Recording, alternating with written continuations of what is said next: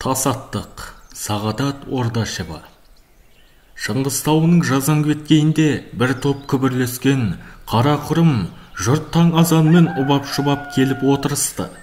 Шыңғыстың бүйір буаз белдері томпиып, екі ұртын толтыра емген қозыдай бұлтиып таң жапағына орана бастаған. Ұбап-шұбаған елдің арасында шапан жамылған еркегі де, етегіне сүрінген қатын қалашы да бар. Түгел ауылдың үлкендері дөңгелене отырады да, лесіп бет сипасты. Қара сақалды біреулері тоңқаңдап әрі барып шолжиып отырғанымен, бір тобы жерге сұққылай қазып тас үйіп жатыр. Әп-сәтте айналдыра тас үйіп болды да, оған қазан орнатты. Жаңа ғана бет сипарда бір тоқтының мойнына орып жіберген, соның терісін ажыратып болған бірер еркек мүшелеп жатыр еді. Ауылдан еріп келген иттер қаңсылап еттің маңайынан шығар емес, бірнеше жерге қазан орнатып болғасын, астын түтіндете бастады. Әйелдердің жұмыр білектері бол-болдасып бірдемелерді турап жатыр. Еркектер жағы отынды молынан әкеп төкті де, мүшеленген қойдың қарнын жарып, аулаққа кетті. Абыр-сабырдың молынан көбейген жағында дөңгеленіп күнде шықты. Шыңғыстың жуан белінде, бедірейіп жататын буаз белінде, тоңқаңдаған қауым елге есіне қарады да, қырқадан асты.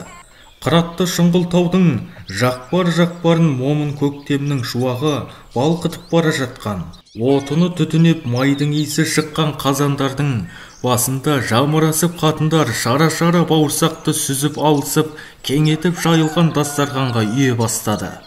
Дастархан аппақ шыт матадан төселіп, ені де ұзындығы да сала құлаш жерге жеткен. Ағарғандап жатқан Шыңғыстың белінде аңқып майдың иісі бұрқырады. Сосын тұздай шыжып қайнаған еттің иісі шықты.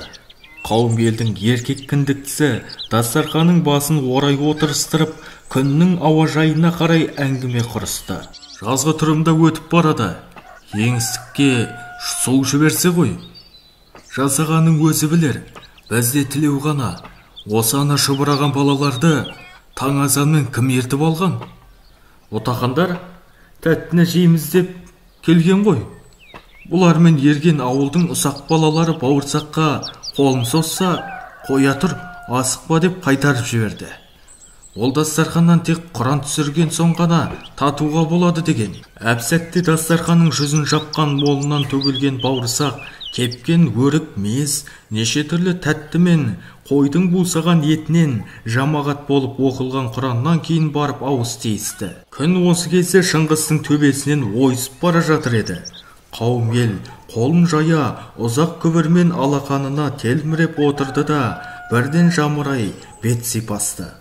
Дастарханның шетін ала бере қолында бауырсағы бар 5 жастағы бала қол шатырын алып басын көлегейледі.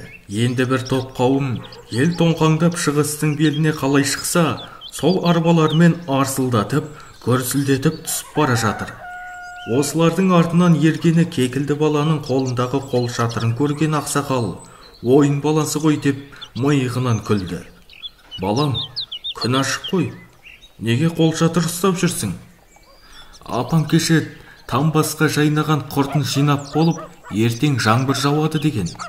Балам-ау, әлі жаңбыр жауған жоқ қой. Жаңа кәрім ақсақал аспанға қарап, «Уа тәңірім, жаңбыр берді» демейді ме? Деді. Әне, онда жаңбыр да келе жатыр, деді сұқ саусағымен батысқа созып. Сосын қолындағы қол шатырын жайып, қалтасынан қызылды жасыл мәмпәсейдің бәрін аузына салды. Осы кезде Шыңғыстың бөктеріне тілдей бұлттар шабармандана жауып келе жатқан еді. Бесін ауа Шыңғыстың бөктеріне қалың елдің дұғасы қабыл болып, жауын құйды. Кек жуған кітабынан оқыған Қуаныш Толыбекұлы.